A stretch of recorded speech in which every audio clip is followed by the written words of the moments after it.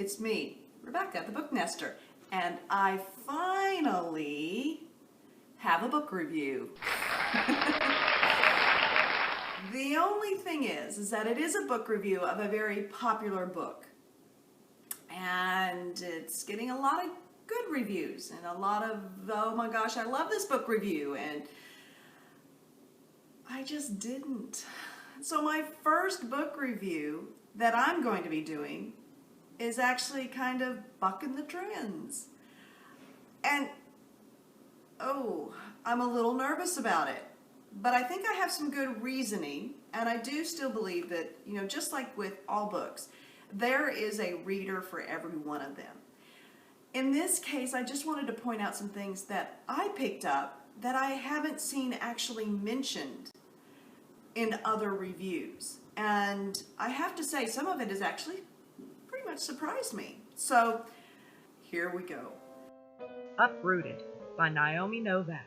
Listened to on audiobook, with Julie Emelin narrating.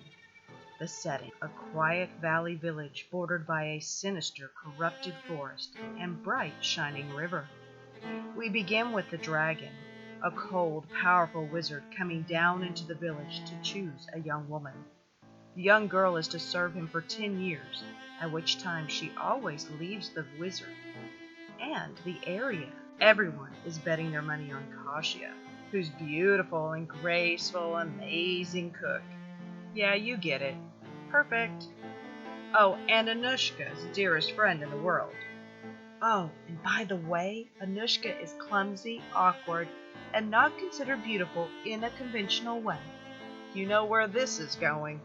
So the last girl, now 10 years older, packs her bags and leaves the dragon's tower, and he heads down to the village to pick the next lucky contestant. Lo and behold, there's a surprise. It's not Kasia, but the clumsy, awkward, and not considered beautiful in a conventional way Anushka that he whisks off to the tower. Here in the tower, she continues her clumsiness and awkwardness, basically making a mess of herself. The dragon is not impressed and tells her so. She ends up being bored enough to pick up a book, and of course, it's not one the dragon is pleased with. So again, the dragon is not impressed and tells her so. However, poof, she has magical powers to rival all the ancient and long-practicing wizards of the realm. The dragon is not impressed and tells her so. But then a bazillion battles and horrible events occur, and Anushka is the only one that can save them. So off to the corrupted wood to do battle she must go. So, my opinion. As I indicated, I did not love this book, but I think it has to be acknowledged that the atmosphere was really, really promising. But let's just begin with the parts that I had my issue with. So, the first thing is the main character and her surprising capability to do magic.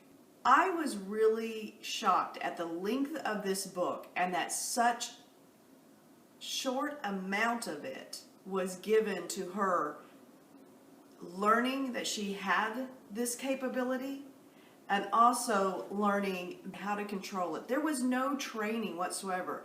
She literally could do more impressive, stronger magic than the magicians of the realm that had been practicing for hundreds of years. And she could control it. We have very, very few incidences of her having any difficulty. And I think that would have been a wonderful part of the story to develop further. Additionally, she didn't really react to having this capability. She just took it in stride. I mean, this is the young lady who was raised to not be the chosen one, but yet she just takes it in stride. She's got this magic and she is ready to use it. She's not afraid of it. She's not shocked by it. Nope, she's ready to use it. So that was problematic for me.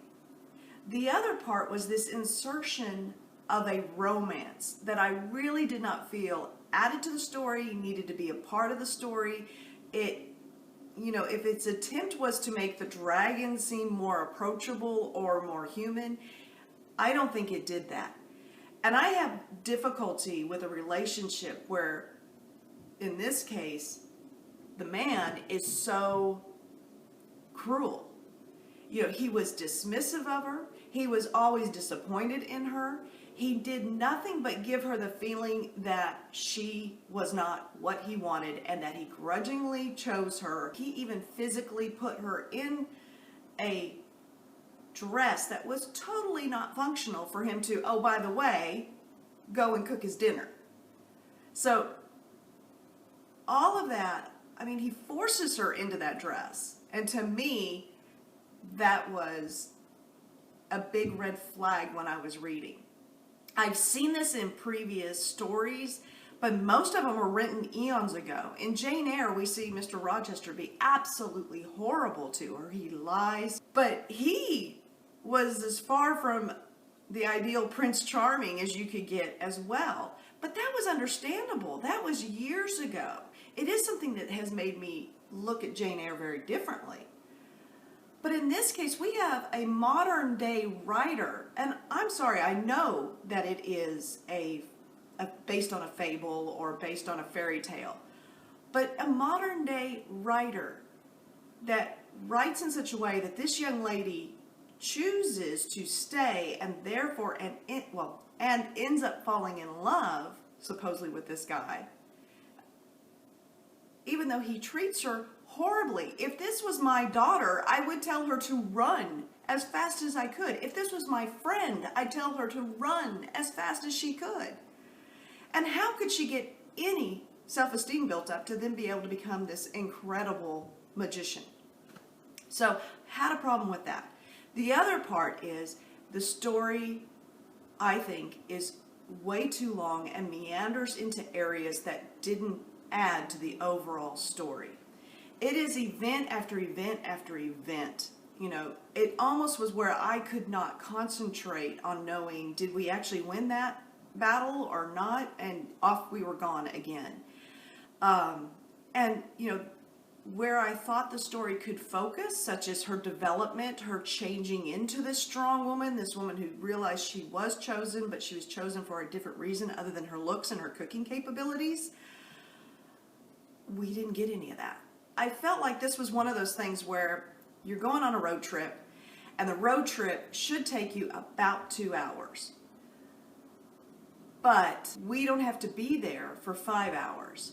So what do? You meander and you go and look at other things. You take a longer route. You stop and look at things you hadn't planned. It's not about getting to the conclusion in this book. And the meandering did not necessarily, to me, feel like it added to the story. And it definitely, with all that time, did not allow or encourage character development. So I know some people have mentioned about character development, and I do feel like there was not really any development that I saw. One of the things that I experienced while listening to this book, and I need to say that, I did listen to the book.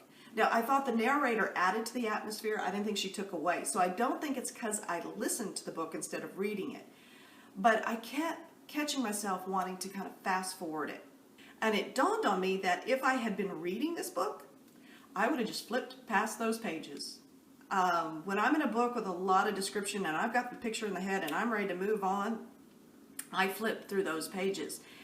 That's not a good sign. And then her wrap up at the end, we spend so much time in this wood and with Anushka and whatever she did end up doing. It was a very long process, it felt like. But then it was like she used to tie up all the little ends, just this brief, and so, this happened, and with so, this happened, and this happened, and this happened, and now look, everybody's happy. It was odd how a book that felt like it drug on so long then ended too abruptly and undramatically, I think. It wasn't my favorite, as you can tell, but I do believe in giving other opinions. Hopefully some of the things I described either will make you go, you know what, I still want to read this book based on everybody else's, because those things don't bother me, or it might caution you whenever you're reading it or thinking about picking it up, because those things might get in your way too, like they did me. So just my little old opinion.